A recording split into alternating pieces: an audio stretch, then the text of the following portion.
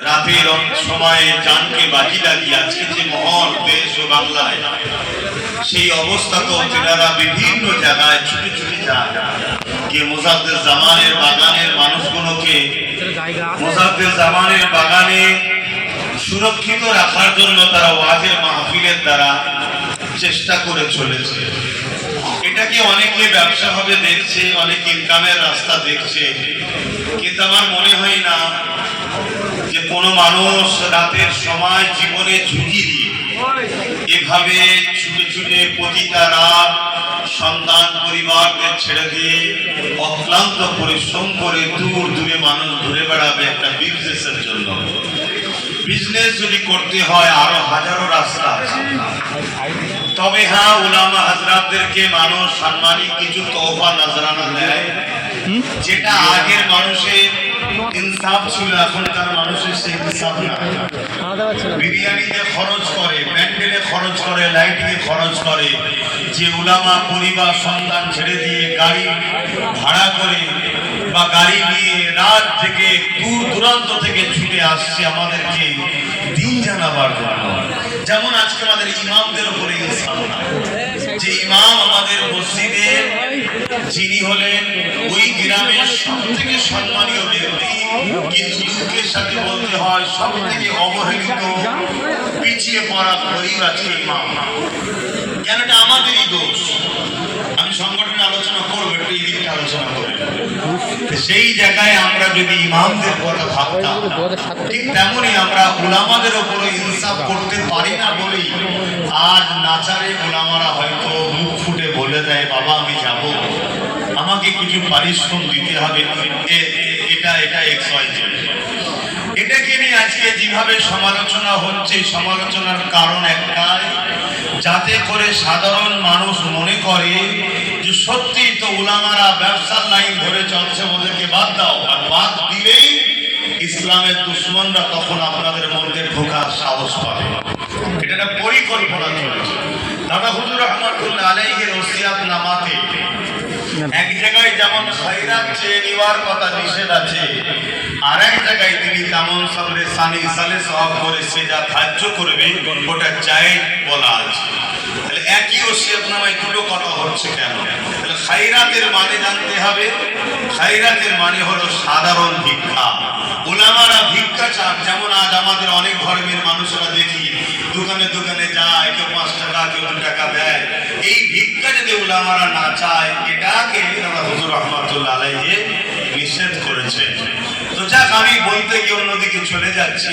এখানে যতজন উলামা হাজরাত আছে, ইমাম সাহেব আছে, সবার হয়তো ছোট্ট মেম্বারে জায়গা হয়নি, অনেকে নিচেও আলেম উলামা বসে আছেন দেখতে পাচ্ছি। সবাইকে আমার আন্তরিক ভালোবাসা। দীর্ঘ 9 বছর এই সংগঠন আপনাদেরই দোয়ায়, আপনাদেরই সহযোগিতায় আমি চালিয়ে নিয়ে যাচ্ছি। আজকে সেই সংগঠনের পক্ষ থেকে বিভিন্ন রকম সেবামূলক কাজ হয়েছে, কম বেশি আপনারা সবাই জানেন। সবাই জানে যে কাজগুলো করা দরকার গভর্নমেন্টের, সেই কাজ গভর্নমেন্ট করে না। আমরা কিন্তু অরাজনৈতিক সংগঠন হয়ে ছোট্ট হলেও সেই কাজ করার জন্য আমরা কিন্তু সর্বসময় এগিয়ে গেছি। সেই সংগঠন আজকে 100 বিঘে জায়গার উপরে পীর আবু বকর সিদ্দিক রহমাতুল্লাহ আলাইহির নামে একটা জ্ঞানের শহর গড়তে চলেছে, যেখানে একটা 4 তলা হসপিটাল বিল্ডিং কমপ্লিট হয়ে রেডি হয়ে আছে, আউটডোর ডাক্তারও চলছে। কিন্তু একটা কাগজের শুধু বাধার জন্য বা অসুবিধার জন্য, নিশ্চয়ই বুঝতে পারছেন সবই, এখনো কমপ্লিট ভাবে আমরা অপারেশনের দিকে যেতে পারি না। ইনশাআল্লাহ আগামী দিন ওর বাধাও কাটবে, বলুন ইনশাআল্লাহ। বাকি একটা 2 তলা স্কুল বিল্ডিং প্রায় কমপ্লিটের দিকে, কিছুটা অংশ বাকি আছে। অলরেডি এক সাইডের 2 তলা কমপ্লিট হয়ে গত বছর সেখানে 4 থেকে 7 পর্যন্ত স্কুল চালু হয়েছে। যে স্কুলটার নাম ABS মডেল স্কুল, অর্থাৎ আবু বকর সিদ্দিক মডেল স্কুল। বাংলার মানুষকে জানতে চায়, অবশ্যই আমার কাছে আমার আব্বা আলী আকবর সিদ্দিকী সম্মানীয়, তিনি হলেন আমার জান্নাতের দরজা, অস্বীকার করার নয় এটা। আমার কাছে আমার মা হলো জান্নাত, আপনার কাছে আপনার আব্বা আম্মাও সম্মানিত। কিন্তু মনে রাখবেন, আমরা দাদা হুজুরের কাছে সবাই কমজোরি, সবাই দাদা হুজুরের কাছে আমরা দুর্বল। আজকে আমাদের ডক্টর আবুল কালাম তিনার জীবন নিয়ে তিনি রিসার্চ করছেন। এই যে উলামা ভাইরা বসে আছে, এরা যেখানেই যায় দাদা হুজুর জিন্দাবাদ বলে, দাদা হুজুর জিন্দাবাদ বলে। অবশ্যই ইনাদের আব্বা আম্মা সম্মানিত, কিন্তু এক কথাই আমাদেরকে মানতে হবে যে বাপ মাকে সম্মান দিতে হয়। এই শিক্ষা যে রসুলের এই আদর্শ বাংলার মানুষকে শিখিয়েছে জবানের মুজাদ্দিদ হযরত শেখ ফুলবাংলা আবু বকর সিদ্দিক আল কুরাইশি ফুরফুরাবি রাহমাতুল্লাহ আলাইহি, এই আমরা আমাদের মূল যে উস্তাদ, সেই উস্তাদকে কখনো ভুলে যেতে পারি না। আর ভুলে যাওয়াটাই হলো ইহসান করা নয়। তাই আমিও আমার আব্বার নামে না করে, আমি অন্য কারো নামে না করে, আমার গানের পয়সায় কিনা জমি আমি আমার নামে না করো, আমার মুর্শিদ কেবলা এবিএস মডেল স্কুল আপনাদেরও মুর্শিদ কেবলা তিনার নামে শিক্ষা প্রতিষ্ঠান শুরু করেছি। দ্বিতীয় বর্ষে এই বছর পদার্পণ করেছে স্কুল। 4 থেকে 8 পর্যন্ত ছাত্র নিয়ে চলছে, অলরেডি শুরু হয়েছে। আপনারা যদি কেউ সন্তানদেরকে ভর্তি করতে চান, বিশেষ করে আহলে সুন্নাত ওয়াল জামাত সংগঠনের যারা দায়িত্বশীল, তাদের কাছেও ফর্ম পাওয়া যাবে, বা কেন্দ্র অফিসে যোগাযোগ করবেন, বা এবিএস মডেল স্কুলের যে পেজ আছে সেই পেজেতে আপনি নম্বর পাবেন। এভাবে যোগাযোগ করে সেখান থেকে বাচ্চাদেরকে ভর্তি করুন। শুধু শিক্ষা অর্জন করলে হয় না। আমার যে তিলোত্তমা গুণটার উপরে যারা আঘাত করেছিল তারাও তো ডাক্তারই ছিল, শিক্ষিত তো। শুধু শিক্ষিত হলে হয় না, আদর্শবান, চরিত্রবান, ভদ্র, নম্র, শিক্ষিত হতে হবে। আর সমাজের সবচেয়ে বড় ক্ষতি করছে মূর্খরা নয়, সমাজের সবচেয়ে বড় ক্ষতি করছে শিক্ষিতরা। কিন্তু তাদের মধ্যে সেই আদর্শ, সেই নম্রতা, সেই ভদ্রতা, সেই মনুষ্যত্ব, সেই ইনসাফ, সেই ইনসানিয়ত নাই, যেটা হযরত প্রফেট মুহাম্মদ রাসূলুল্লাহ সাল্লাল্লাহু আলাইহি ওয়াসাল্লাম শিখিয়েছেন। সেই আদর্শ আমাদের কাছে বড় কম। হযরত প্রফেট মুহাম্মদ রাসূলুল্লাহ সাল্লাল্লাহু আলাইহি ওয়াসাল্লাম শুধু মুহাম্মদ মুসলমানদের রাসূল নয়, তিনি শুধু মুসলমানদের প্রফেট নয়, তিনি মানুষের প্রফেট। আর তিনি শুধু মানুষের জন্য রাহমাতাল লিল আলামিন নয়, তিনি কুল কায়নাতের জন্য রাহমাতাল লিল আলামিন। অবশ্যই তিনি পথ প্রদর্শক হিসাবে প্রতিটা মানুষের জন্য প্রফেট হয়ে, রাসূল হয়ে, আউতার হয়ে, মেসেঞ্জার হয়ে, গাইডম্যান হয়ে সঠিক রাস্তা দেখাবার জন্য তিনি দুনিয়ার বুকে মহান স্রষ্টার পক্ষ থেকে এসেছেন। তিনি যে আদর্শ শিখিয়েছে, সম্প্রীতি, মানববন্ধন, প্রেম, ভ্রাতৃত্ব, ভালোবাসা, ঐক্য, সৌহার্দ্য, এগুলো দরকার শিক্ষার সাথে সাথে। এবিএস মডেল স্কুল একটা মডেল আমরা তৈরি করছি আপনার বাচ্চাদেরকে। যে বাচ্চা শুধু শিক্ষায় অর্জন করে টাকা ইনকাম করব এই স্বপ্নে যেন না যায়। যে বাচ্চা স্বপ্ন দেখবে, হ্যাঁ আমার সংসার পরিবার আছে দরকার, কিন্তু পাশাপাশি আমার সমাজ, আমার জাতি, আমার দেশ, মানুষ জাতি, সর্বধর্মের মানুষের বিকাশের কথা ভাববে, এরকম একটা আদর্শবান ছাত্র গড়ে তোলার স্বপ্ন এবিএস মডেল স্কুল দ্বারা চেষ্টা চলছে। উন্নত মানের ব্যবস্থা এবং উচ্চ শিক্ষায় শিক্ষিত শিক্ষক শিক্ষিকা দিয়ে আমরা এই প্রতিষ্ঠানকে চালাচ্ছি। এবং এই যে কর্মকাণ্ডটা, এটাও কিন্তু 9 বছর ধরে আপনাদের সহযোগিতার ফল। এটা আপনাদেরই করছেন, আপনারাই করছেন, আপনারাই করছেন। আপনারা আহলে সুন্নাত ওয়াল জামাতের সদস্য, আপনারা সাথ দিয়েছেন, অস্বীকার করার জায়গা নাই। আপনাদের সহযোগিতা, আপনাদের সাথে একজনকে মাতব্বর তো হতে হয় রে বাবা। আপনারা আমাকে দায়িত্বটা দিয়েছেন, কিন্তু আমরা সবাই মিলে এবিএস মডেল স্কুল বা পীর আবু বকর সিদ্দিক নলেজ সিটি তৈরি করছি। একমত তো নাকি? একটু সাক্ষী দেন, একমত তো নাকি? তা আগামী দিন এখানে একটা জ্ঞানের শহর গড়ে উঠুক, এটা আপনারা চাইছেন তো নাকি? ইনশাআল্লাহ আল্লাহ যদি সহায় হয়, আপনারা যদি দোয়া করেন এবং সাথে যেভাবে আছেন, আগামী দিন দাদা হুজুরের নলেজ সিটিতেও দাদা হুজুর রহমাতুল্লাহ আলাইহিকে নিয়ে পিএইচডি করার জন্য আমরাও ব্যবস্থা করব। যেখানে ডক্টর আবুল কালাম সাহেবের মতো, ডক্টর মাদিন সাহেবের মতো আরো যারা আছেন, অনেকে পিএইচডি করেছে, তিনাদের সহযোগিতা এবং তিনাদের শিক্ষকতা, তিনাদের টিচিং এ আমরাও ইনশাআল্লাহ এই জায়গা থেকেও আমাদের নতুন প্রজন্মের বাচ্চাদের ঘরে কে আবু বকর সিদ্দিক, কে ফুরফুরা সাহেব, কে হযরত আবু বকর সিদ্দিক, আব্বাস সিদ্দিকী এত সম্মান কার আমরা হওয়ার জন্য হয়েছে, সেই আবু বকর সিদ্দিককে প্রত্যেকটা মানুষের দিলে দিলে ঢুকাতে হবে। কেন আজকে উঠে পড়ে লেগেছে বাতিলরা, আজকে উঠে পড়ে লেগেছে মুস্তাফে রাসূলরা, আজকে উঠে পড়ে লেগেছে সমাজ বিরোধীরা, আজকে উঠে পড়ে লেগেছে মানব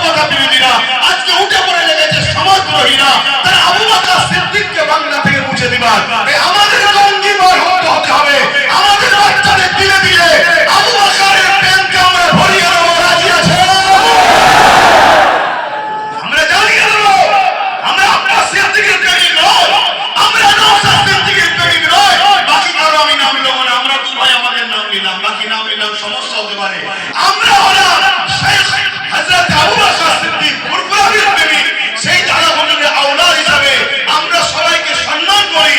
তার মধ্যে থেকে যার সাথে আমার মতের মিল খায় আমি তাকে উল্টা ভাষা করি, কিন্তু বাকিগুলোকে সম্মান করি, বাকিগুলোকে সম্মান করি, আদব করি, ভালোবাসি, পিয়ার করি। এই শিক্ষা আমি এর আগে দিয়েছি না দিই না? নামাজ দ্বারা আহলে সুন্নাত এই শিক্ষা দিয়েছি না দিই না? খবরদার, পীরের লাঠিকেও পীর বলে মানতে হয়। হযরত মুজাদ্দিদ আল-লিসানি তিনি তিনার কিতাব মাকতুবা শরীফের মধ্যে লিখেছেন, খবরদার পীরের লাঠির সঙ্গে বিয়াদবি করো না। অর্থাৎ পীরকে যে সম্মান মর্যাদা দিতে হয় বা পীর সামনে থাকলে যে আদব করতে হয়, পীর যদি লাঠিও রেখে যায় মনে রেখে যে ওটা পীরের ব্যবহারের জিনিস, সেই বিয়াদবি তুমি করে ফেলো না। এবং পীরের ছায়াতে পা পর্যন্ত দেওয়া নিষেধ। এই জায়গাতে আমরা সেই আদর্শওয়ালা মানুষ তৈরি করার জন্য আমি আমার সংগঠনের ছেলে ভালোবাসার মানুষদেরকে প্রায় বলে থাকি, দাদা হুজুরের সব আওলাদকে সম্মান করো, ভালোবাসো, পিয়ার করো। মানবে একজনকে, লেনদেন করবে একজনের সাথে। কেন বলেছি? আমার 5টা দাদুজান ছিলেন, এটা হিংসার কথা নয়। আমাদের চারটেই সত্য, চারটেই ঠিক, চারটেই আহলে সুন্নাত ওয়াল জামাত। কিন্তু মানি, বলুন মানি? হুজুর ছিলেন, 5টাই ভুল, 5টাই হক, 5টাই সত্য, 5টাই ঠিক। কিন্তু যিনি বড় হুজুরের ছিলেন, বাকি 4 হুজুরকে ভালোবাসতেন, সম্মান করতেন। যিনি মেজ হুজুরের হাতে হাত দিয়েছিলেন, তিনি বাকি 4 হুজুরকে মহব্বত করতেন, সম্মান করতেন, আদব করতেন, লেনদেন কিন্তু মেজ হুজুরের সাথে। যিনি সেজ হুজুরের ছিলেন, তিনি 4 হুজুরকে সম্মান, মহব্বত, ভালোবাসতেন, চাচাজান হুজুর বলতেন, কিন্তু লেনদেন সেজ হুজুরের সাথে। যিনি 9 হুজুরের মুরিদ করতেন, ভালোবাসতেন, লেনদেন, উঠে বসার পরামর্শ 9 হুজুরের সাথে। তিনি ছোট হুজুর পীর কেবলার হাতে বায়াত মুরিদ ছিলেন, তিনি বাকি সব হুজুরকে সম্মান, পিয়ার করতেন, কিন্তু লেনদেন ছোট হুজুরের সাথে। আমি ওই ক্ষেত্রেই বোঝাতে চাইছি, আব্বাস সিদ্দিকীকে ভালোবাসো, লেনদেন করো, অন্য হুজুরকে সমালোচনা করবে, এটা কখনো আমার ভালোবাসার মানুষ হতে পারে না। কেন তুমি কার সমালোচনা করছো? সে আমার খুন, সে আমার ভাই, সে আমার আপন। এই জায়গায় শিক্ষা সর্বসময় আমি দিয়েছি। আলহামদুলিল্লাহ, আমার ভালোবাসার মানুষেরা সেই আদর্শের উপরে চলছে, এটা আমি গর্বিত। কিন্তু মনে রাখবেন, যুগে যুগে মুনাফিকরাই কিন্তু ফিতনা সবথেকে বড়, মুনাফিকরা বড় ক্ষতিকারক হয়েছে। আলহামদুলিল্লাহ, দেরি হলো আমার ভাইজানেরা, আমার পরিবারের সদস্যরা, তারা আজকে অনেক কিছু বুঝতে পারছে, অনেক কিছু জিনিস অনুভব করতে পারছে, জালিমদের চক্রান্ত বুঝতে পারছে। আজকে আলহামদুলিল্লাহ আছি, এরপরও নিজেদের মধ্যে হাড়ির পথে থাকলে একটু টুকুর হয়। সেই জায়গাতে আমরা সংগঠিত ঐক্য হচ্ছি। এই জায়গায় কিছু মুনাফিক ঢুকে গিয়ে দেখা যাচ্ছে আমার নাম করছে, গুণগান গাইছে, অন্য ভাইকে ক্রিটিসাইজ করছে, অন্য ভাইয়ের নাম করছে, আমার ক্রিটিসাইজ করছে। জানবেন যে কোন মুনাফিক কেন হতে পারো, দাদা হুজুরের খুন যে শরীরে আছে, সেই শরীরের বিরুদ্ধে তুমি সমালোচনা করতে পারো না। এটা তোমার মাথায় রাখতে হবে। আহলে সুন্নাত ওয়াল জামাতের এই যে দীর্ঘ 9 বছর আপনাদের যে নিয়ে চলা হলো, এ থেকে আমরা বিভিন্ন জায়গায় ফ্রি মেডিকেল ক্যাম্প, ফ্রি চিকিৎসা এবং আবু বকর সিদ্দিক মেরিট স্কলারশিপ আমরা দিয়েছি। সেই হিসাবে কেন? যাতে করে আরো পড়াশোনায় তারা এগিয়ে যেতে পারে। আজকে আমাদের কাছে ভাইকে পেয়েছি, তিনাকে আমরা সম্বর্ধনা দিয়েছি এবং ন্যূনতম আহলে সুন্নাত ওয়াল জামাতের পক্ষ থেকে কিছু নজরানা হাদিয়াও তিনাকে আমরা দিয়েছি, যাতে করে তিনি আরো উৎসাহিত হন, আরো এগিয়ে যেতে পারেন, আরো কিতাব খরিদ করে আরো তিনি তিনার রিসার্চের দিকে এগিয়ে যেতে পারেন। যেটা আমরা দিয়েছি এটা খুব সামান্য, আজকের বাজারে 50,000 টাকার কোনো মূল্য আছে বলে আমি মনে করি না, খুব সামান্য ব্যাপার। কিন্তু আমি মনে করি এমন একটা নিয়ামত, এমন একটা জিনিস আমার ভাইকে দেওয়া হয়েছে, এটা পাবার আশা সকলের হওয়া দরকার। সেটা হলো পীর আবু বকর সিদ্দিক রত্ন। পীর আবু বকর সিদ্দিক রত্ন, এটা কিন্তু অনেক বড় একটা গুরুত্বের ব্যাপার। যদি আমরা শাইখের মহব্বতের মানুষ হই, এটা আমাদের কাছে অনেক বড় ব্যাপার একটা। তো যাই হোক, আপনারা এসেছেন বিভিন্ন জায়গা থেকে, জায়গাও আমার শর্ট, এতে আপনাদের কষ্টও হয় প্রতি বছরে, কিন্তু এই 21শে আশ্বিনটা আমি বসেছিলাম, তাই আমি জানি সবাই ধরবে না, সবাই বসতে পারবে না। এরপরও প্রতি বছরে একটা স্মৃতি বানানো হিসাবে সেলিব্রেশন করে আসছি, একটা স্মৃতি বানায়, একটা ইয়াদগার বানায় খুব ছোট করে। আমার ওলামা ভাইয়েরা বিভিন্ন জন বিভিন্ন বক্তব্য দিয়েছে, সবার বক্তব্য ব্যস্ততার জন্য হয়তো শুনে উঠতে পারিনি। মানুষ মাত্র ভুল হয়, কারো যদি বক্তব্যে ভুল হয় অবশ্যই আপনারা জানাবেন সঠিকটা কি বা কি ব্যাপারটা আলোচনা করে নেওয়া হবে। কিন্তু আজকে জাতির মধ্যে যেভাবে ছোট ছোট করে কেটে কেটে সমাজের বুকে উলামাদের বক্তব্যকে ভাইরাল করে আজকে আমাদের মধ্যে দিনের যে ক্ষতি আমরা নিজেরাই করছি, এটাকে একটু হুঁশ রাখা আমাদের দরকার। কেননা আমাদের সমাজে মুনাফিক সব সময় উঠ পেরে বসে আছে, কোন পথে কোন রাস্তা দিয়ে ইসলামের উপরে আঘাত দেওয়া যায়। তাই একটা যখন উলামা কিছু একটা মিস্টেক, আমি বলবো না হয়তো ভুল বলবো না, মিস্টেক বলতে পারি, কারণ উলামা তো যিনি তো জাননেওয়ালা, তার দ্বারা ভুল হয় কি করে? মিস্টেক দেখিয়ালে সেটাকে কাটিং করে যখন ছড়িয়ে তুমি বাজারে ছড়াবে, এটা শুধু তার ক্ষতি হলো না, তুমি ধর্মের ক্ষতি করছো, তুমি দিনের ক্ষতি করে ফেলছো। তুমি তাকে সামনে রেখে সমাজের মুনাফিকরা পুরো সমাজের উপরে আঘাত করবে, এটা আমাদের মাথায় রাখা দরকার। পাশাপাশি নতুন যে বছর আমাদের জন্য আসছে, আজ থেকে শুরু হচ্ছে আহলে সুন্নাত ওয়াল জামাতের 10 বছরে যে পা দিয়ে প্রত্যেকটা সংগঠনের ছেলেকে বলবো, আপনারা নিজেরা প্রতিটা মসজিদের ইমামদের দ্বারা নামাজের মধ্যে আমাদের এখনো দেখছি অনেকে কিছু ত্রুটি ভুল ভ্রান্তি আছে, সেগুলোকে সংশোধন করে নেন। পাশাপাশি আপনারা নিজেদের বাচ্চাদের ঘরে চেষ্টা করবেন, নিজেদের বাচ্চাদের ঘরে ডাক্তার বানান, উকিল বানান, জজ বানান, ডিএম বানান, কিন্তু প্রাথমিক সময় 3টে শিক্ষা অবশ্যই দিতে হবে। নবী পাক সাল্লাল্লাহু আলাইহি ওয়াসাল্লামের প্রেম, আহলে বায়াতদের প্রেম, দ্বিতীয় নম্বর হলো কোরআনের শিক্ষা, এটা আমার রাসূলের কওল। এই 3টে শিক্ষা দিতেই হবে। আপনারা এই 3টে শিক্ষা দিবার সময় একটু দেখে নেবেন কার কাছে শিক্ষা দিতে চাইছেন। কেন আজ বড় পরিকল্পনা করে, সেদিনে যেমন কারবালার ময়দানে ইমামে হোসাইন হুজুরের তাবু ছিল, এজিদ বাহিনীরও তাবু ছিল। ইমামে হোসাইন পাকের তাবুতে আযান হয়েছে, এজিদ বাহিনীর তাবুতে আযান হয়েছে। ঠিক তেমনই আজকে পূর্ব ভারতে আহলে সুন্নাত ওয়াল জামাতের হেড অফিস ফুলপুরা দরবার শরীফ আল্লাহ হুজুর পীর কেবলা এই সিলসিলাকে মিটাবার জন্য মাদ্রাসার নামে অনেক নকল জিনিসও তৈরি হচ্ছে। যে কোনো মাদ্রাসা কিন্তু সেখানে শিক্ষা দেওয়া হচ্ছে ওই যে 72 ফেরকা। আল্লাহ নবী বললেন যে 73টা দল হবে, আমার উম্মতের মধ্যে 73 দলে বিভক্ত হয়ে যাবে, 72 ফেরকা হবে, একটা জামাত হবে। সেই জামাত আহলে সুন্নাত ওয়াল জামাত, কোরআনের ভাষায় হিজবুল্লাহ। সেই দিক থেকে খেয়াল করে আমাদেরকে বাচ্চাদের ঘরে দ্বীনের তালিম দিতে হবে। আমরা বড় আশা করি আমার বাচ্চা দ্বীনের তালিম অর্জন করবে, ভালো আশা। কিন্তু আপনি খেয়াল করুন, আপনার বাচ্চা নামাজের পাবন্দি খুব সুন্দর শিখেছে, রোজার পাবন্দি খুব সুন্দর শিখেছে, হজের পাবন্দি খুব সুন্দর শিখেছে, সুন্নতের তরিকা খুব সুন্দর শিখেছে, দাড়ি টুপি জুব্বা খুব সুন্দর হয়েছে, মিশরাক খুব সুন্দর নিতে পারে, টাকনুর উপরে কাপড় খুব সুন্দর পড়তে পারে, সবটা আপনার বাচ্চা সুন্দর পড়ছে। কিন্তু আপনার বাচ্চার মধ্যে আমার রাসূলের খুশাকির মনোভাব আসছে, নবীর শানকে ছোট করছে, নবীর আজমাতকে ছোট করছে, নবীর রিফাতকে ছোট করছে, নবী পাক সাল্লাল্লাহু আলাইহি ওয়াসাল্লামকে যে মাকাম আল্লাহ দিয়েছে সেই মাকামকে অস্বীকার করছে, পাশাপাশি আউলিয়াদেরকে অস্বীকার করছে। একটু খেয়াল করুন, ইমামদেরকে অস্বীকার করছে। তাহলে আপনি আপনার বাচ্চাকে কোন দিকে নিয়ে যাচ্ছেন? 72 ফেরকায় চলে যাচ্ছে না তো? এটা আপনাদেরকে অনুরোধ করব, কেন আহলে সুন্নাত ওয়াল জামাত নিশ্চয়ই আপনারা দেখবেন এর উদ্দেশ্যের মধ্যে একটা উদ্দেশ্য বাতিল বেদাত মতলব যা আছে সেগুলোকে নষ্ট করে প্রকৃত কোরআন সুন্নাহ ইজমা কিয়াস আহলে সুন্নাত ওয়াল জামাতের আকীদাকে মজবুত করে গড়ার লক্ষ্যে আহলে সুন্নাত ওয়াল জামাত। তাই প্রতিটা জায়গায় যেখানে যেখানে কমিটি আছে আলহামদুলিল্লাহ, যেখানে কমিটি নেই আরো বাড়ান। পাশাপাশি আপনারা যারা এখনো কমিটির মধ্যে ঢুকতে পারেননি, হয়তো ইরশাদে সওয়াব এসেছেন, তারাও ঢোকার চেষ্টা করেন। এবং পাশাপাশি এটাও মনে রাখবেন, ঐক্য যদি আমাদের না থাকে তাহলে আজকে ভাবুন, আমাদের অকাবের উপরে হাত দিবার পর আজকে আমাদের জানের থেকে প্রিয় রসুলের নামের উপরে আঘাত দিচ্ছে। হচ্ছে না, হয় না বলুন?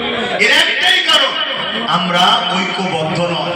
আর আমরা যদিও বা ঐক্যবদ্ধ হতে যাই, আবার এমন কিছু লোক আমাদের সামনে নেতৃত্ব দিচ্ছে যারা ওপরে আমাদের দরদি, টেবিলের তলায় অন্যজন দেয়।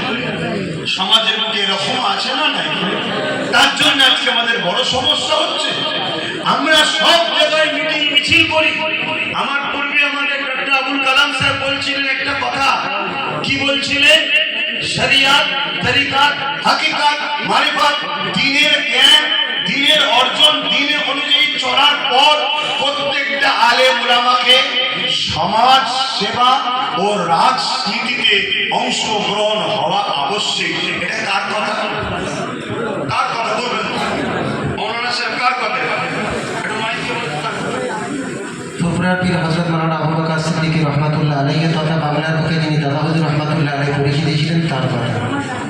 এটা আমার কথা নয়, কথা মাথায় ঢুকছে? তো কেন সমাজ সেবা, রাজ, দেশ সেবা এটা একটা মহান পুণ্যের কাজ। আরো 10টা কাজ যেমন আছে, এটা একটা মহান পুণ্য কাজ। সেই জায়গায় এখনো কেন বলা হয়? যাতে করে ব্রিটিশ পিরিয়ডের সময় তৎকালীন যে অ্যাসেম্বলি, তৎকালীন যে রাজনীতির কৌশল ছিল, সেই সময়ে তখন দেখা যাচ্ছে ইংরেজরা এমন কিছু আইন তৈরি করছে যে আইনটা ইসলামের বিরুদ্ধে। যে আইনটা কিসের বিরুদ্ধে? ইসলামের বিরুদ্ধে। দাদা হুজুর রহমাতুল্লাহ আলাইহি তখন তিনি দানার খলিফা সমাজের মানুষকে, ওলামাদেরকে বললেন, আমাদেরকে ওই বিষয়ে সজাগ হতে হবে। কখনো মসজিদের উপরে আঘাত, কখনো মাদ্রাসার উপরে আঘাত, কখনো ওয়াকাফের উপরে আঘাত, কখনো এটার উপরে আঘাত, কখনো ওটার উপরে আঘাত, কখনো মগলিঞ্জিংয়ের নামে মানুষকে মেরে দিচ্ছে, কখনো লাভ জিহাদের নামে মানুষকে মেরে দিচ্ছে। কিন্তু আজ আমি আপনাদেরকে একটা তথ্য বলি, শুনুন। আপনারা কি জানেন? আপনারা আপনাদের পরিবারের বোন, মায়ের, বেটির দিকে খেয়াল রাখেন কি? আজকে একটা পরিকল্পনা চলছে মুসলিম নারীদেরকে অপবিত্র করার জন্য। এটা কি আপনারা জানেন? তাদের মধ্যে হাজার হাজার লাখ লাখ নারী জড়িত। তাদেরকে বিভিন্ন হাদিস সম্বন্ধে জিজ্ঞেস করা হচ্ছে, বিভিন্ন কোরআন সম্বন্ধে জিজ্ঞেস করা হচ্ছে। একটা অমুসলিম যখন জিজ্ঞেস করছে, মুসলিম নারীটা বড় খুশি হচ্ছে। আস্তে আস্তে তার সাথে ক্লোজ হচ্ছে, হতে হতে তাকে বলছে, আমি ইসলামের উপরে বড় আগ্রহী হয়েছি। তখন আস্তে আস্তে আরো ক্লোজ হতে হতে তখন তার সঙ্গে আরো ক্লোজ সম্পর্কে চলে যাচ্ছে। এই ক্লোজ সম্পর্কে এমনও তথ্য আছে যাদের সন্তান গর্ভে এসে গেছে, মাফ করবেন সত্যটা বলতে গিয়ে, গর্ভে এসে গেছে, তারপর তাকে ছেড়ে দিয়েছে। উদ্দেশ্য একটাই, আমি আপনি কোরআন হাদিসে কতটা রিসার্চ করছি জানি না, কিন্তু তারা রিসার্চ করছে যে মুসলিম সমাজে নারীদেরকে যদি অপবিত্র করে দেওয়া যায়, তাহলে কোনোদিন আর সালাউদ্দিন আইবির মতো কেউ আসবে না। আর সালাউদ্দিন আইবি যখন আসবে না, এই সমাজের জুলুমকে খতম করার লোক পাওয়া যাবে না। আজকে আমাদের মাথায় রাখতে হবে। আজকে প্রত্যেকটা বাপ ভাইকে বলবো, বোনকে বলবো, আপনারা আপনাদের বোন, বেটি, পরিবার খেয়াল করুন। মাফ করবে বলতে খারাপ লাগছে, তথ্য আছে তাই বলছি। আমরা অনেকে জানি না। আমি কথাটা কিভাবে আপনাদেরকে বলি, অনেক বাড়ি মহিলাকে ফলো করে করে বাড়ি পর্যন্ত পৌঁছেছে। সেই বাড়ি ইন্তজার করে পরবর্তীতে যখন বাড়ি থেকে কেউ বাইর হয়েছে, আপনি কে? সালাম কালাম হয়ে খবর নিচ্ছি, ইমাম সাহেব যিনি বাড়ির মধ্যে গেল উনি কে? যে কিছুক্ষণ আগে ঢুকলো, আমার পরিবার। কিছু মাথায় ঢুকছে কি প্ল্যানটা চলছে? এই প্ল্যানগুলোকে মিটাতে গেলে ফু দিয়ে হয় না। এই প্ল্যানগুলো মিটাতে গেলে ফু দিয়ে হয় না। বাকিটা আপনারা বুঝুন। তাই আব্বাস সিদ্দিকী যেমন একটা ধর্মীয় সংগঠন চালাচ্ছে, যারা মানুষকে শিক্ষা, স্বাস্থ্য, কর্মসহ কি বলে তার পড়াশোনা নিয়ে ভাবছে, পাশাপাশি আমাদেরকে যে মিটাবার একটা পরিকল্পনা চলছে, এটা নিয়েও আমাদেরকে সজাগ হওয়া দরকার। তো যাক, আমি আবার ফিরে আসছি, সময় তো একেবারে নাই, আমি আর আপনাদের আজকে সময় নিচ্ছি না। অবশ্যই আমার মুজাদ্দিদ জামান দাদা হুজুর রহমাতুল্লাহ আলাইহি, তিনি মুজাদ্দিদুল জামান এ বিষয়ে আমাদের ডক্টর সাহেব আবুল কালাম সাহেব বললেন। কিন্তু আমি একটা কথা বলি, যারা যারা মুজাদ্দিদ জামান দাদা হুজুরকে মানছে বা মানে না, সব নিজের নিজের কাছে পছন্দ। তবে আমি মুজাদ্দিদ জামান মানি, এবং সব থেকে বড় আমার কাছে প্রমাণ হলো, সেটা উনিও বলেছেন, হযরতে বসিরহাটের বড় মাওলানা আল্লামা রুহুল আমিন শাহ রহমাতুল্লাহ আলাইহি, তিনি বলেছেন আমার মুর্শিদ হলেন জাবানার মুজাদ্দিদ, এবং ওই সময়ে পৃথিবীতে দ্বিতীয় কোনো মুজাদ্দিদ ছিল বলে তথ্য পাওয়া যায় না। আলহামদুলিল্লাহ, তিনি মুজাদ্দিদুল জামান ছিলেন, বলুন সুবহানাল্লাহ। পাশাপাশি দাদা হুজুর রহমাতুল্লাহ আলাইহির আসার অনেক আগে মাদারীপুরে শুয়ে আছে হযরতে হাজী মুস্তাফা মাদানী রহমাতুল্লাহ আলাইহি, তিনি ইলহাম হয়েছিলেন তেনার উপরে। ওলিদের উপরে ইলহাম হয়, নবীদের উপরে মুজিজা হয়। ইলহাম হয়েছিলেন, গায়েবী আওয়াজ হয়েছিলেন যে তোমার এত পিঁড়ি ছপিড়ি পরে একজন সন্তান আসবে, যার নাম হবে আবু বকর। আমি আল্লাহ তাকে সেই জমানার মুজাদ্দিদ করে পাঠাবো, জোরে বলুন সুবহানাল্লাহ। তো জামার মুজাদ্দিদ জামান, তিনার যে অবদান এই পূর্ব ভারত এবং আরব আজম পর্যন্ত, তিনি ওখানে হুকো খাওয়া চলত, সংস্কার করেছে কম বেশি উলামারা, এবং বিশেষ করে যিনি পিএইচডি করেছেন তিনি আরো বেশি ভালো বলতে পারবেন। তারপরেও আপনাদের কাছে এই বিষয়টা বললাম, তিনার স্মৃতিতেই এই নলেজ সিটি পরিচালনা করছি আমরা ফুরফুরা শরীফ আহলে সুন্নাত ওয়াল জামাত সংগঠনের দ্বারা। বর্তমান পরিস্থিতিকে সামনে রেখে আমি আপনাদের কাছে একটা ছোট্ট কথা বলে বিদায় নেব। আজ আমাদের কাছে একটা কথা খুব চর্চা চলছে, আই লাভ মুহাম্মদ রাসূলুল্লাহ সাল্লাল্লাহু আলাইহি ওয়াসাল্লাম। শুনেন, এটা একটা খুব সেনসিটিভ বিষয়। প্রত্যেকটা মানুষের কাছে তার ধর্মগুরু বা তার ভালোবাসার জিনিস বা ধর্মের কোন প্রধান তার কাছে বড় প্রিয় জিনিস। সে প্রত্যেকটা ধর্মের, হিন্দু ভাই হোক, খ্রিস্টান ভাই হোক, ইহুদি ভাই হোক, নাসারা হোক, জৈন হোক, দলিত হোক, আদিবাসী হোক, সবার কাছে তার ধর্মের যে গুরু বা যাকে সে মানে, সেটা বড় প্রিয় তার কাছে, বড় সেনসিটিভ বিষয়, জানের থেকেও দামি বিষয় তাদের কাছে। আমাদের কাছে হযরত প্রফেট মুহাম্মদ সাল্লাল্লাহু আলাইহি সাল্লাম জানের থেকেও দামি, এই বিবেচনাটা আমরা করিনি। খোদ আল্লাহ কোরআনে বলেছেন মুহাম্মদ সাল্লাল্লাহু আলাইহি সাল্লাম তোমাদের জানের থেকেও কাছে, জোরে বলুন সুবহানাল্লাহ। এবং আল্লাহ বলেছেন আমি তোমাদের সারা হয় কিছুক্ষণ হলো মানুষটা ছটফট করে তারপরে মারা যাবে। আমরা জীবজন্তু যখন মুরগি হোক বা পশু হোক জবাই করি বা কোরবানি করি, দেখবেন একটু ছটফট ছটফট করে তারপরে মারা যায়। কিন্তু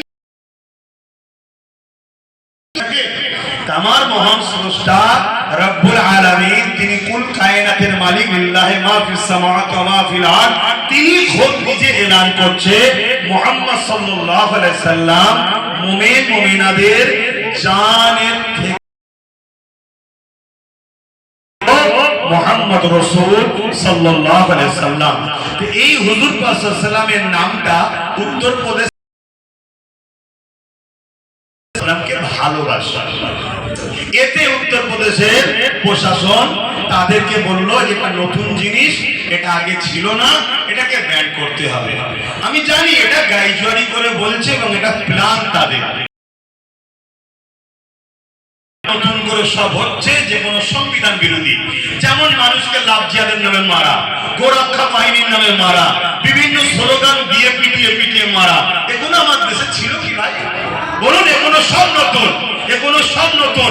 তারপরে তাদের পছন্দ একজন কিছু জিনিস, যেসবগুলো পছন্দ জিনিসকে একটু বুঝে বলতে হয়, তো একটা ছবি সেটাকে গাড়িতে চিপকানো, সেই ঝান্ডা নিয়ে ঘোরা, এগুলো সব ছিল না, নতুন করে হচ্ছে। ব্যাপারটা হচ্ছে আমি রাসূলকে ভালোবাসি এই ব্যানারে লেখা, এটা কোনো নতুন বিষয় নয়। কিন্তু তার বলে এখন দিনের সময় রাত, রাত না বললেই জেলে দেবো, এটা তারা পারে, কারণ আগে ফেরাউন করে করেছে, নমরুদ করেছে, সাদ্দাত করেছে, আবু জেহেল করেছে, উতবা করেছে, অথবা আকবর করেছে, বুশ করেছে, চেঙ্গিস খান করেছে, হারান খান করেছে। এইসব পৃথিবীতে অনেক জালিম শাসক যারাই ছিল তারা 100% জালিম, এটা সবাই জানে, এটা আমাকে বলতে প্রয়োজন। সেই জায়গায় সে ক্ষমতার জোরে এখন বলতে পারে, বলার পিছনে কারণ আছে, সেই কারণটাকে আমাদের বুঝতে হবে। কারণটা হচ্ছে এটা, সামনে ইলেকশন, মানুষের কাছে মুখ থুবড়ে পড়েছে। যদি মানুষ শান্তভাবে থাকে, চুপ করে থাকে, তাহলে তখন কিন্তু তাদের ক্ষতি হবে। তাই তারা কি করলো, এই আই লাভ মুহাম্মদ সাল্লাল্লাহু আলাইহি ওয়াসাল্লাম লেখাটাকে নিয়ে একটা মানুষ কি করলো, ওইটা নিয়ে ব্যস্ত। মুসলমানরা আমরা সবাই ওটা নিয়ে ব্যস্ত। ব্যস্ত হওয়াটা স্বাভাবিক, কেন আমাদের জানের থেকে বেশি প্রিয়, ভালোবাসার জিনিস। আন্দোলনে নেমে গেলাম, সব জায়গায় আন্দোলন হচ্ছে। এইটাকে নিয়ে অমুসলিম ভাইদের জায়গায় তারা যে বলছে, দেখো যে কিভাবে কি করছে, আর আমিও দেখো মুসলমানকে কিভাবে লাঠি পিটা করতে পারি। এই হুড়োহুড়ির মধ্যে মানুষের বাইকটাকে ওই দিকে ঢুকিয়ে রেখে দিয়েছে। মানুষের শিক্ষার কথা ভুলে গেছে, চাকরির কথা ভুলে গেছে। উত্তরপ্রদেশে 5000-এর উপরে স্কুল বন্ধ হয়ে গেছে, মাদ্রাসাগুলোকে ভেঙে দিয়েছে। মানুষের কর্মসংস্থান নেই, দলিতরা বেউজ্জতি হচ্ছে, আদিবাসীরা বেউজ্জতি হচ্ছে, এসসি এসটিদের হত্যা করা হচ্ছে। সব মানুষ ভুলে গেছে। এখন শুধু আই লাভ মুহাম্মদ সাল্লাল্লাহু আলাইহি ওয়াসাল্লাম আর তার বিরুদ্ধে যে যাকে ভালোবাসে সেই নিয়ে আবার বেরিয়ে পড়ে হই হই হই করছে। এটা একটা শুধুমাত্র মানুষের ব্রেনকে ওয়াশ করে এটাকে ঘুরিয়ে দিবার পরিকল্পনা চলছে। বুঝতে পারছেন? তাহলে কি আমরা আন্দোলন বন্ধ করে দেবো? না, আন্দোলন বন্ধ করতে পারি না। ইমাম মালিক বলেছেন, নবীর বিরুদ্ধে কথা হলে প্রতিরোধ করো, সংগ্রাম করো। যদি করতে না পারো, বেঁচে থাকার থেকে মরে যাওয়া ভালো। নবী আমাদের খাদ্য যে সম্পদ, রুজি, ওর থেকেও দামি। নবী আমাদের ঘর বাড়ি, জমি জায়গা, বাবা মা, পরিবার, সন্তান, লা ইলাহা ইল্লাল্লাহ হাত্তা কুনহু বাইনাহি মিন ওয়ালিদি ওয়ালিদি ওয়ান নাস আজমাইন। অপর হাদিস শরীফ সালাসুন মান কুননা ফি ওয়াজাদা বিহিন্না হালাওয়াতুল ঈমান, মান কানা আল্লাহু ওয়া রাসূলুহু হাব্বা ইলাইহি মিম্মা সিওয়াহুমা ওয়া মান আহাব্বা আল্লাহ ইউহিব্বু ইল্লা লিল্লাহ ইলা আখির হাদিস। নবী পাক সাল্লাল্লাহু আলাইহি সাল্লাম আমাদের কাছে জমি জায়গা, ঘর বাড়ি, টাকা পয়সা, হাত্তাকে নিজের জানের থেকেও দামি। আন্দোলন তো বন্ধ হতে পারে না। আল্লাহ নবী যখন বললেন, হযরতে ফারুক আজম সেখানে বসেছিলেন, ফারুক থেকে আপনারা বেশি ভালোবাসি, ইল্লা মিন নাফসিন, জানের থেকে নয়। আল্লাহ নবী বলেন, আবু আমর, তোমাকে জানের থেকে বেশি ভালোবাসতে হবে। হযরতে ফারুক আজম চুপ করে গেলেন। আমি সাক্ষ্য দিচ্ছি, জানের থেকে বেশি ভালোবাসি। আল্লাহ নবী বললেন, ওমর তুমি সাকসেসফুল হলে জোরে বলুন সুবহানাল্লাহ। তাহলে আমাদের কিন্তু ইজহারে মহব্বত দেখাতে হবে, কিন্তু ইজহারে রাখতে হবে। আমার ভালোবাসার মানুষগুলো কমসে কম আমার কথা শুনবেন তো, আমার কথাগুলো কমসে কম শুনবেন তো নাকি? যারা ভালোবাসেন হাত নামান। নাম্বার 1, যখন কোন সাল্লামের নাম মিম যে অক্ষরটা আছে, পুরো কায়নাতকে যদি এক দাড়ি পাল্লায় রাখা হয়, তাতে জিবরাইলও থাকবে, মিকাইলও থাকবে, সবাই থাকবে। নবী পাক সাল্লাল্লাহু আলাইহি ওয়াসাল্লাম মিমের অক্ষরটার মূল্য কোনোদিন হবে না, এটা আকীদার মধ্যে ঢুকে না। সেই নবী পাক সাল্লাল্লাহু আলাইহি ওয়াসাল্লামের নাম মোবারক আজকে যেখানে সেখানে চিপকাচ্ছে। ওই যে দেখুন পতাকা চিপকানো আছে, এভাবে সব যেখানে যেখানে যেখানে যেখানে চিপকে দিচ্ছে। শুনছেন তো নাকি? এটা করবেন না। কেন? কাল আমরা অনেক সময়, অনেক প্রয়োজনের সময় বিভিন্ন জায়গায় ইস্তেঞ্জা করতে বসে গিয়ে আমরা কি দেখি, অনেক পেপারে ছবি পড়ে আছে কোন নেতার মুখ, আর এমন জায়গায় পড়ে আছে তোলারও উপায় নেই, আর ছাড়লে পুরো মুখেই পড়বে। দেখা যায় না, যায় না? এটা ভুল বলছি কি? তাহলে আমার হুজুরের নাম এটা হোক, আপনারা কেন হতে পারে? যাদেরকে হিরিকের মধ্যে তুলে দাও, ওরা হুজুরের হয়ে মহব্বত দেখাতে গিয়ে এমন কাজ করে ফেলবে যাতে ওরাও মোস্তাকে রাসূল, পিয়াতুবে রাসূল হয়ে যাবে। তাহলে আমি আন্দোলন হবে, ইমানি দায়িত্ব। আন্দোলন না করলে ইমান প্রতিবাদ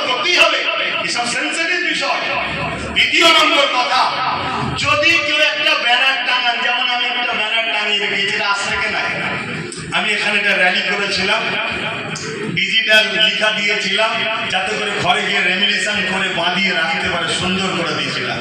সেই দিন থেকে টাঙানো আছে, সুন্দর করে রাখা আছে। দ্বিতীয় না, তার আদব যদি রাখতে না পারি আমার দূরে থাকাটা হবে না।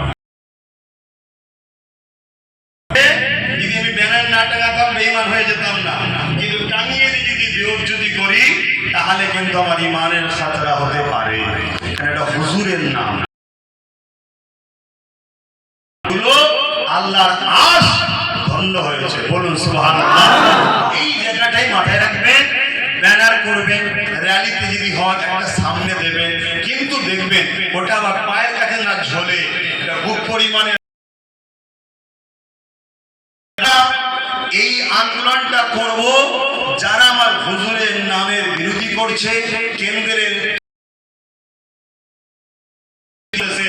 জালিম সরকারের বিরুদ্ধে, তাই তো নাকি না হিন্দুদের বিরুদ্ধে? বলুন বলুন বলুন, মতুয়াদের বিরুদ্ধে। তাহলে আমাদের মাথায় যেন থাকে বক্তব্য ধারাটা কি হওয়া দরকার। দ্বিতীয় নম্বর, রাস্তায় যারা পথচারী তাদের জন্য অসুবিধা, পাতা ফাঁদে কিন্তু পা দিলেন। দ্বিতীয় নম্বর, ব্যানার যদি অপমান হয় নিজেই আপনি, আমাদেরকে মাথায় রাখতে হবে এই আন্দোলনের নামে ওয়াকাফকে না ভুলে যায়। এমনটাও তো হতে পারে, আমরা তো দেখছি তিলক তোমাকে ভুলে গেলাম, ভুলে গেলাম, আরেকটা আদিবাসী খুন হওয়ার পর তাকে ভুলে যাব, আরেকটা বেটি বের হওয়ার পর একটার পর একটা আমাদেরকে দেওয়া হচ্ছে, একটার পর একটা আমাদেরকে ভুলিয়ে দেওয়া হচ্ছে। তা ওয়াকাফকে ভুলাবার জন্য আই লাভ মুহাম্মদ সাল্লাল্লাহু আলাইহি ওয়াসাল্লামের বিরোধী করো, এটাও তো একটা পরিকল্পনা হতে পারে না, পারে না? অতএব আমরা আই লাভ মুহাম্মদ সাল্লাল্লাহু আলাইহি ওয়াসাল্লাম হয়েও যেমন করবো, ওয়াকাফটাও ভুলবো না। ওয়াকাফটা হলো আই লাভ মুহাম্মদ সাল্লাল্লাহু আলাইহি ওয়াসাল্লামের দিনেরই সম্পদ, ওটাকেও আমাদের ভুললে হবে না। এটাকে মাথায় রাখতে হবে। যেখানে যেখানে আন্দোলন হচ্ছে, ওই আন্দোলনে যদি ওয়াকাফের বিষয় না থাকে তাহলে আপনাদের ভাবতে হবে দারুণ কুছ কানা হ্যায়, তাহলে সেখান থেকে আমাদেরকে একটু দূরে থাকা দরকার আছে না নয়? ইসলামের যদি সব থেকে বড় ক্ষতি করে থাকে সেটা তথাকথিত দাড়ি টুপির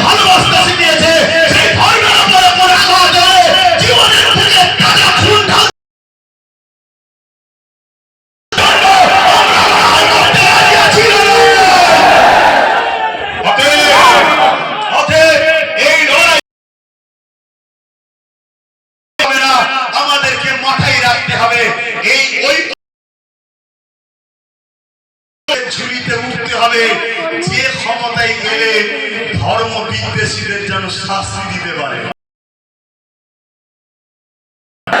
আমি এই মঞ্চ থেকে দরবারে ফুরফুরা শরীফ থেকে বলছি, কেউ যদি রামকে গালি দেয় তারও শাস্তি,